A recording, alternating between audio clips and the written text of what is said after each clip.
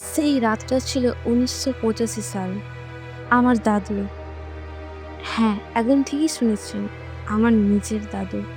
একজন তান্ত্রিক, যিনি ভূতেদের বশে রাখতেন। কিন্তু একদিন মুখোমুখি হলেন এক আত্মার, যার ভিতরে জ্বলছিল প্রতিশোধের আগুন।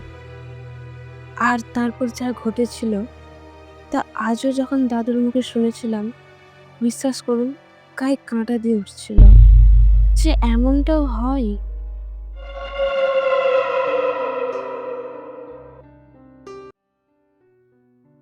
হ্যাঁ, আজকে আমি আমার নিজের দাদুর এক অভিজ্ঞতা শেয়ার করব। আর শুরু করার আগে সকলকে নমস্কার জানাই। আপনারা শুনছেন কালো বিড়াল।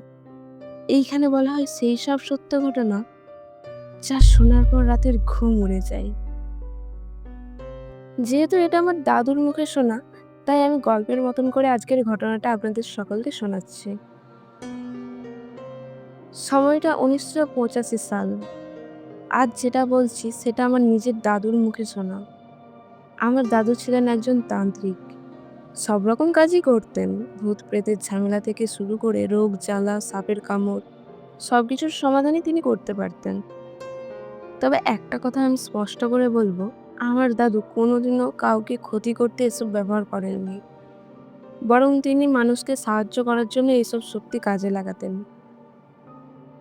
দাদুর একটা বিশেষ কাজ ছিল, যা শুনলে এখনো গায়ে কাঁটা দেয়। তিনি ভূতেদের খুঁজতেন। হ্যাঁ, ঠিক যেমন কেউ কুকুর বা বিড়াল পোষে, ঠিক তেমনভাবেই। নিয়মিত তাদের খাবার দিতে হতো, তারা স্নান করত। তবে মানুষের মতো সাধারণ খাবারই তাদেরকে দিতে হতো। আর এর বদলে তারা মানুষের উপকার করত। তবে কিছুদিন পর দাদু তাদের ছেড়ে দিতেন। দাদু মা মনসা আর মা কালীর উপাসনা করতেন। গ্রাম শহরের সবাই জানতো দাদুর ক্ষমতার কথা। তবে আজ যে ঘটনাটা আমি বলছি, সেটা সত্যিই এক ভয়ানক অভিজ্ঞতা। ঘটনাটা শুরু হয় আমাদের পাশের বাড়ির কালীপুজো থেকে। স্বাভাবিকভাবেই তখন অনেক আত্মীয়-স্বজন আর আশেপাশের গ্রামের মানুষ এসেছিল। সেই ভিড়ের মধ্যেই আশেপাশের গ্রামের এক মেয়ে, তার নাম বর্ণালী। পুজোর বাড়ির উঠোনে হঠাৎ ভিড়ের মধ্যে বর্ণালী ধাক্কা খেয়ে এক ছেলের ওপরে পড়ে যায়। এতটুকুই ঘটেছিল ঘটনাটি। কিন্তু এই সামান্য জিনিসটাকে বড় করে তোলে ওই বাড়ির মেয়ে প্রফুল্ল। সেই সঙ্গে সঙ্গে বর্ণালীকে ভয় দেখাতে শুরু করে। তুই এই ছেলেকে এখনই বিয়ে কর, নাহলে আমি সবাইকে বলে দেব তোর আর ওর মধ্যে খারাপ সম্পর্ক আছে। বর্ণালী ভয় পেয়ে বলে, না, আমি এখন বিয়ে করব না। আমার ২ দিদি আর এক দাদা আছে, তাদের আগে আমি বিয়ে কিছুতেই করব না, পারবো না আমি বিয়ে করতে। কিন্তু প্রফুল্ল একটুও ছাড় দিল না। সে ক্রমাগত বর্ণালীকে হুমকি দিতে লাগলো। ভয়ে আর মান সম্মানের চাপে পড়ে বর্ণালী বাড়ি ফিরে যায়। আর সেদিন রাতেই সে ভীষণ মনের কষ্টে বিষ খেয়ে আত্মহত্যা করে। সবচেয়ে অবাক করা ব্যাপার হলো, বর্ণালীর মা বাবা একটুও কান্না করলেন না, যেন তাদের কোনো অনুভূতিই নেই। তারপর শ্মশানে যখন বর্ণালীর দেহ নিয়ে যাওয়া হচ্ছিল, তখন তার দাদু, যিনি নিজেও একজন তান্ত্রিক ছিলেন, বলে উঠলেন, কোনো ওঝাতান্ত্রিকের সাধ্য নেই আমার নাতনিকে শ্মশান থেকে নিয়ে যাবে। যতদিন আমি আছি কারো সে ক্ষমতা নেই। তার এই কথা গ্রামের সবার কানে গেল, বিশেষ করে আমাদের পাশের বাড়ির এক ব্যক্তি, যার সঙ্গে আমার দাদুর বেশ ভালো সম্পর্ক ছিল। কিন্তু সেই মানুষটার মনে কথাটা গিয়ে লাগে। সে দৌড়ে গিয়ে দাদুকে সব বলে। দাদু তখন প্রথমে দাদু এসব করতে চাননি, কিন্তু বারবার তাগাদা দিতে দিতে অবশেষে রাজি হলেন। তবে শর্ত দিলেন, ঠিক আছে, আমি কাজটা করব, তবে তোকে রাত 11টার সময় আমার সঙ্গে যেতে হবে। লোকটা মুখে রাজি হলেও পরে তার স্ত্রী বাধা দেয়, তো সে আর যেতে চায় না। দাদু একা রওনা দেন শ্মশানের পথে। শ্মশানে পৌঁছে দাদু নিজের দেহ বন্ধন করেন, মানে নিজের আর নিজের বাড়ির চারপাশে সুরক্ষার মন্ত্র পড়েন। তারপর শুরু করেন মন্ত্র উচ্চারণ। হঠাৎই ভয়ানক এক চিৎকার ভেসে আসে চারপাশে। শ্মশানের নিস্তব্ধতা, রাত যেন কেঁপে উঠছিল সেই আওয়াজে। আশেপাশের গ্রামের সবাই শুনেছিল সেই চিৎকার, কিন্তু কারো সাহস হয়নি বাইরে বেরোবার। দাদু থেমে থাকেননি, তিনি বর্ণালীর আত্মাকে নিজের কবজায় আনলেন। সে আত্মা ছটফট করতে লাগলো, চেঁচাতে লাগলো।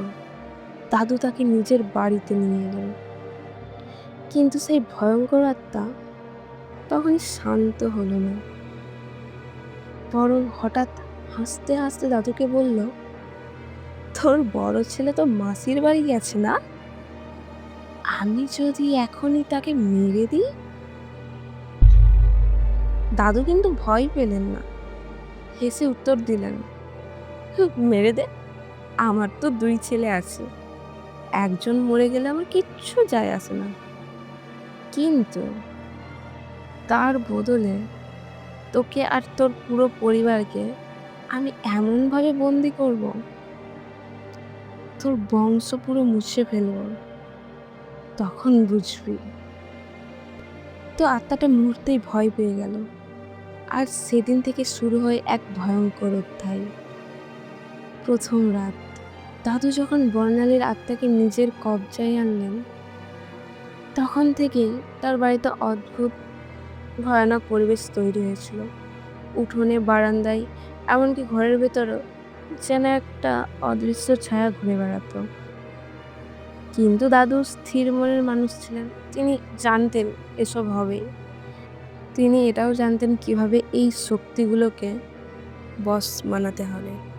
তাই তিনি বর্ণালীর আত্মাকে বেঁধে রাখলেন তার পূজার ঘরে, মানে মা মনসা আর মা কালীর মন্দিরে, যেখানে তিনি দিনের পর দিন মন্ত্রোচ্চারণ করে পুজো করতেন।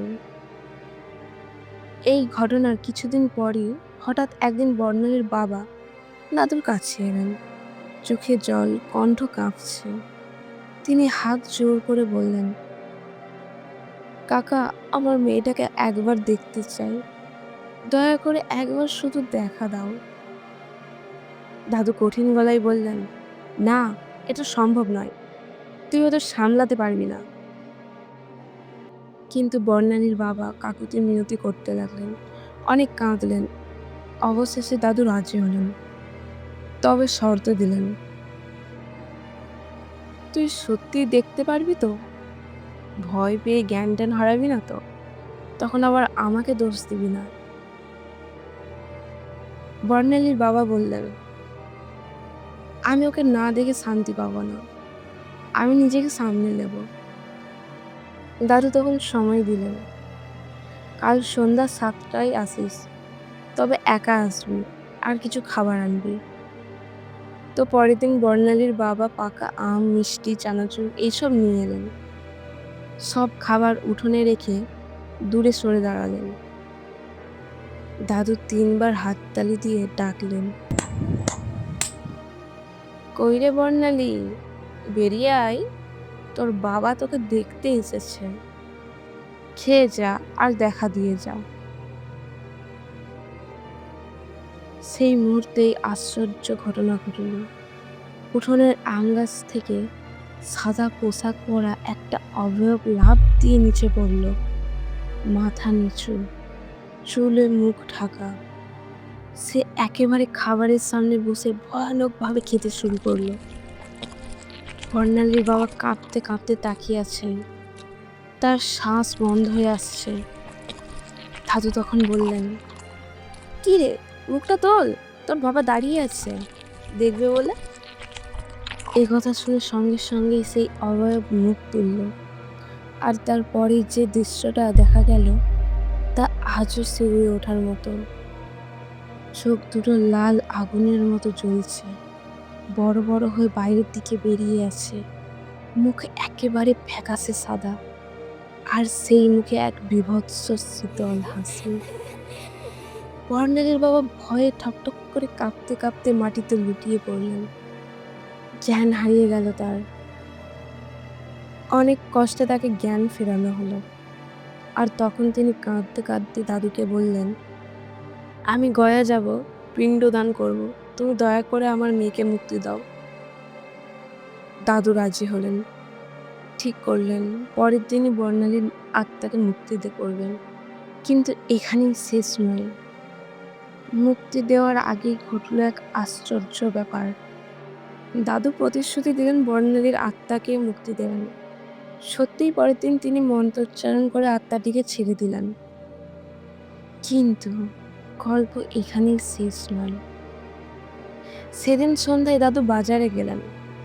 হঠাৎ সেখানে এমন এক খবর শোনেন যেটা শুনে দাদু চমকে যান।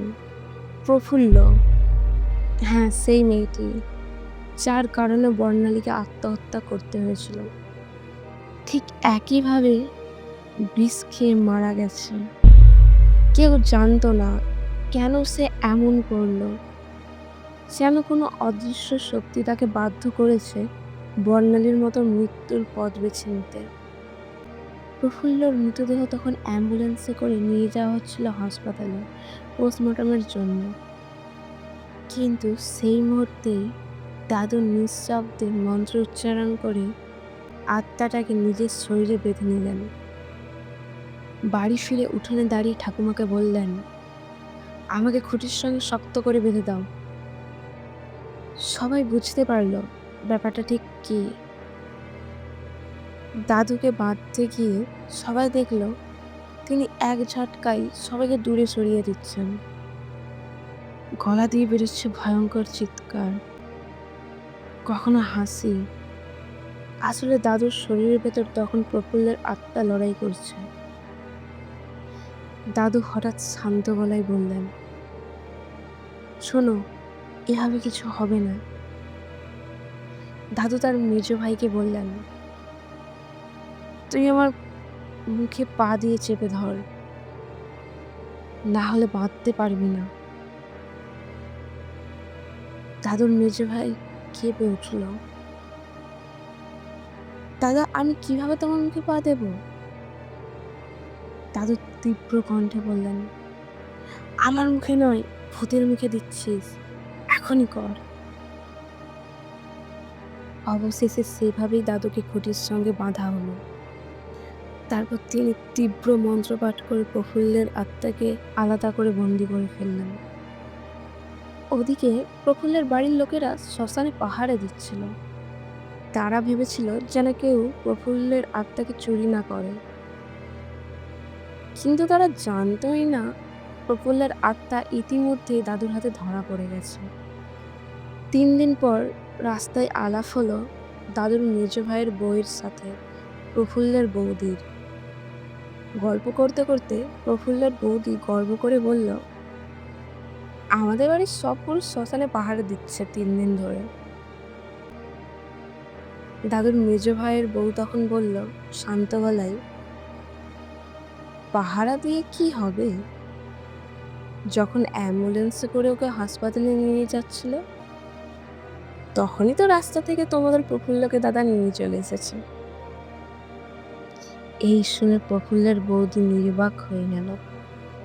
তারপর কিছু বছর পর থেকে দাদু ধীরে ধীরে ভূতিদের পোষা ছেড়ে দেন। ঠাকুমা বারবার বলতেন, তুমি যদি না থাকো এদের কে সামলাবে? এরা যদি আমার ছেলে মেয়েদের কোনো ক্ষতি করে দেয়।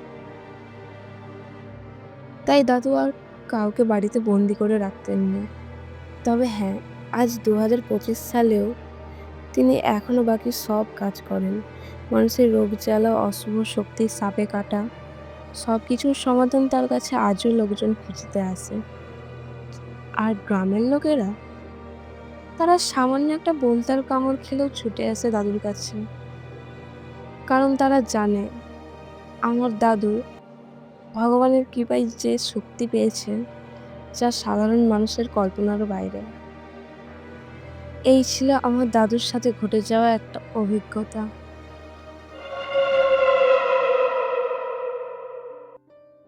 আমি রোহি। শুনছিলেন কালো বিড়াল। আমার সঙ্গে রয়েছে রাহুল। কেমন লাগলো আজকের ঘটনাটা? ঘটনাটা যদি ভালো লাগে এটি লাইক করবেন, কমেন্টে জানাবেন কেমন লাগলো আজকের ঘটনা। প্রতি রবিবার এমনই ঘটনা শুনতে চাইলে চ্যানেলটিকে সাবস্ক্রাইব করে রাখুন। আপনার সাথে যদি এরকম কোনো ভৌতিক ঘটনা ঘটে থাকে বা আপনার কোনো শোনা ঘটনা আমাদের সাথে শেয়ার করতে চাইলে সমস্ত ধরনের লিঙ্ক পেয়ে যাবেন আমাদের ভিডিও ডেসক্রিপশানে। ওখান থেকে আমাদের দিকে ঘটনা পাঠানো খুবই সহজ। সকলে ভালো থাকবেন, সুস্থ থাকবেন। ধন্যবাদ।